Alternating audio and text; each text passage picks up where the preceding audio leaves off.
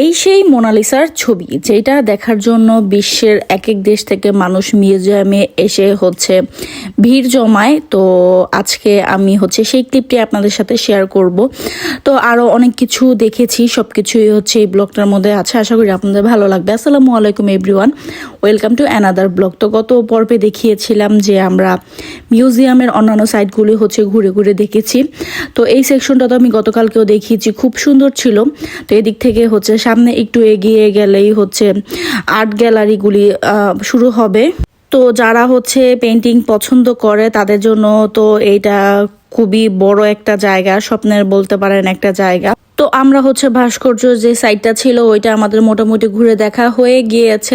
আরও ডিটেলসে দেখতে গেলে বেশ অনেক টাইম লেগে যাবে। তো আমরা সামনের দিকে চলে গেলাম, আর্ট গ্যালারির দিকে চলে গেলাম। তো এদিকের পেন্টিংগুলির এক এক বড় বড় যে পেন্টার আছে ওরাই করেছে সম্ভবত, কারণ যেহেতু এত বড় মিউজিয়ামে পেন্টিংগুলিকে রাখা হয়েছে। এই দোনো পাশ পেন্টিং ছিল, এরকম 4-5টা রুম আমরা দেখেছি। আর আমি তো আগের ভিডিওতেও বলেছি যে আমি পেন্টিংয়ে তেমন কোনো ক্লিপ নেই, কারণ সব পেন্টিংই ছিল নগ্ন, 95% এরকম ছিল।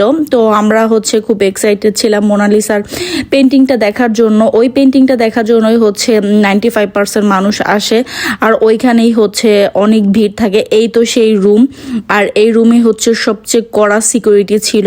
তো এই পাশের দেয়ালে অপর সাইডে মোনালিসার যে পেন্টিংটা, তার অপর সাইডের দেয়ালে বিশাল বড় একটা পেন্টিং ছিল। ওই পেন্টিংটা আমার কাছে খুবই ভালো লেগেছে। কিন্তু এই তো মোনালিসার ছবি, ছোট্ট সাইজের একটা ছবি, কিন্তু এইটা দেখার জন্য লাখো লাখো মানুষ প্রতিদিন ভিড় জমায়। দেখুন, এটাকে রাউন্ড দিয়ে বেড়া দিয়ে রাখা হয়েছে। তারপরে আরো 10 হাত দূরে আরো সিকিউরিটির ব্যবস্থা আছে। ওই পাশে রাউন্ড করা, এর ভিতরে কেউ এন্টার করতে পারবে না। প্লাস আরেক পাশে কালো কাপড় দিয়ে, যে এই পাশটা কালো কাপড় দিয়ে বেরিয়ে দেওয়া হয়েছে, এদিক দিয়ে কেউ এন্টার করতে পারবে না। লিটারেলি এই একটা ছবির সামনে প্রায় 6 থেকে 7 জন গার্ড দাঁড়িয়ে ছিল। পুরা মিউজিয়ামে কোনো গার্ড নেই, কোনো জায়গায় কোনো গার্ড নেই, কিন্তু শুধুমাত্র এই মোনালিসা ছবিটার সামনে 5 থেকে 6 জন গার্ড ছিল। প্লাস আপনি এই ছবিটা তো কাছ থেকে দেখতেই পারবেন না, কম হলেও 5 থেকে 6 হাত দূর থেকে আপনার এই ছবিটাকে দেখতে হবে। প্লাস ভিডিও করতে হবে, বা যাই করুন না কেন আপনারা। তো একটা ছবি তুলতে গেলেও দেখা যাচ্ছে যে আপনার 10 মিনিট সিরিয়াল, এরকম একটা অবস্থা। একদম ভিড় ঠেলে ঠেলে সামনে যেতে হয়।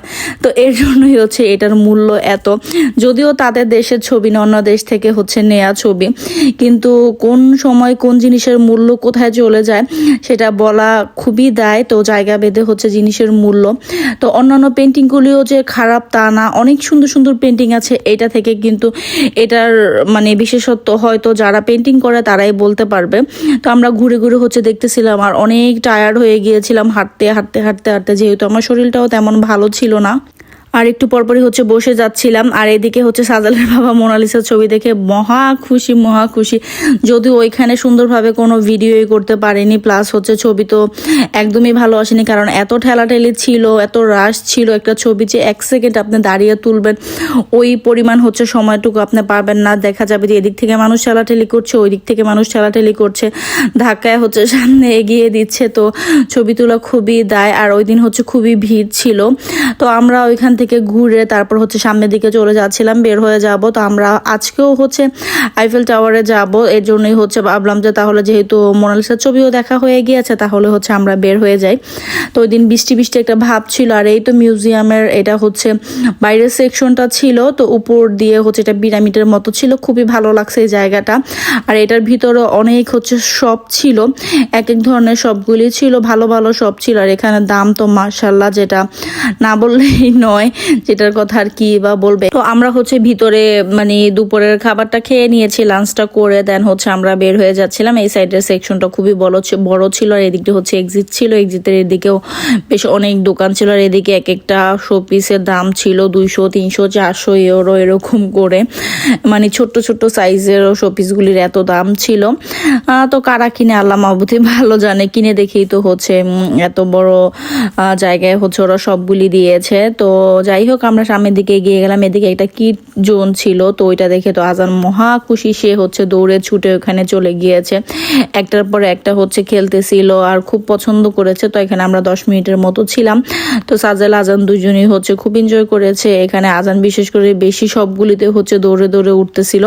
তো ওইখান থেকে আমরা বের হয়ে গিয়েছি। আর এই হচ্ছে বাইরের মিউজিয়ামের এরিয়াটা, অনেক সুন্দর, অনেক অনেক অনেক সুন্দর, যে এটা হচ্ছে বলে বোঝানো যাবে না। তখন হচ্ছে ঝিরিঝিরি বৃষ্টিও হচ্ছিল, মানে কি যে সুন্দর লাগতেছিল দেখতে। ওই তো পিরামিডটা দেখা যাচ্ছে, ওইটার ভিতরেই হচ্ছে মিউজিয়ামটা, ওইটা হচ্ছে উপর থেকে দেখা যাচ্ছিল।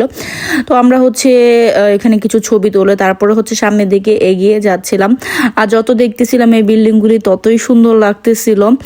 তো যাই হোক, আজকে ছোট একটা ভিডিও, আশা করি আপনাদের ভালো লাগবে। যদি ভালো লেগে থাকে তাহলে অবশ্যই একটি লাইক দিবেন। আর ভিডিও সম্পর্কে কোনো মন্তব্য থাকলে অবশ্যই আমাকে কমেন্ট করে জানাতে পারেন। ফেসবুক থেকে দেখে থাকলে অবশ্যই ফেসবুক পেজটিকে ফলো করে দিবেন। আর ইউটিউব থেকে দেখে থাকলে অবশ্যই ইউটিউব চ্যানেলটি সাবস্ক্রাইব করে দিবেন। তো এই বেলুনটা দূর থেকে দেখে ভেবেছিলাম যে কোথাও হয়তো আগুন লেগে গিয়েছে, নিচে হয়তো আগুন লাগানো, পরে সামনে এসে দেখি যে না, এটা নিচে হচ্ছে মানে লাইটিং করা, আর যে ধোঁয়ার মতো বের হচ্ছে ওইটা হচ্ছে ঠান্ডা পানির একটা ভাইব ছিল। তো দেখে খুবই ভালো লাগলো। তো যাই হোক, আজকে এই পর্যন্তই। আল্লাহ হাফেজ।